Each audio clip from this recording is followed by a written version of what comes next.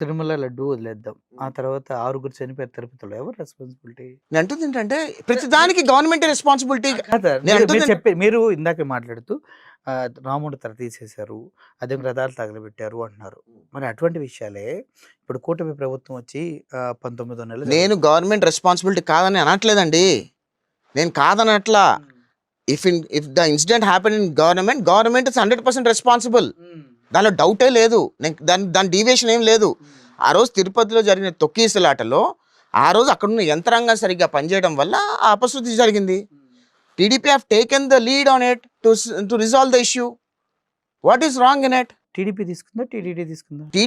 TTD lead తీసుకుంది. TDP government కదా. ఆయన ఏమన్నారు తెలుసా? టీటీడీ చైర్మన్ చచ్చిపోయిన వాళ్ళు తిరిగి వస్తారని క్షమాపణ చెప్తే అంటాడు. నేను క్షమాపణ చెప్తాను అనలేదండి. మీరు మరీ చెప్పొద్దు. ఆయన అన్నారు ఏంటంటే చనిపోయిన వాళ్ళు తిరిగి రాలేదు కదండి, we will do the needful అని అన్నారు తప్పితే ఆయన క్షమాపణ చెప్తే తిరిగి వస్తారనే మాట అనలేదు. అయ్యో సరే, బిఆర్ నాయుడు గారు అన్నారు ఆ మాట. బిఆర్ నాయుడు అన్నారు. మీకు పంపిస్తాయి వీడియోస్. డెఫినెట్లీ ప్లే చేయండి. డెఫినెట్గా ప్లే చేస్తాను.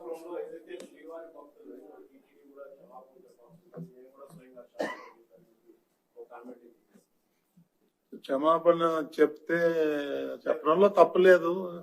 చెప్పినంత మాత్రాన చనిపోయిన వాళ్ళు బతికి రారు కదా. అది అవన్నీ ఎవరో ఏదో మాట్లాడారంటే వాటికన్నిటికీ స్పందించాల్సిన అవసరం లేదు. ప్లే చేయండి. ఒకవేళ అలా అంటే ఏం చెప్తాను చెప్పండి. అలా అంటే తప్పు ఖచ్చితంగా ఆయన మనసులో ఉన్న మాట చెప్పాడు. చనిపోయిన వాళ్ళు తిరిగి వస్తారా, ఖచ్చితంగా క్షమాపణ చెప్పు ఉండాల్సింది ఆ టైంలో. డెఫినెట్ గా నేను అంటుంది ఏంటంటే తప్పేనండి ఎవరు చేసినా.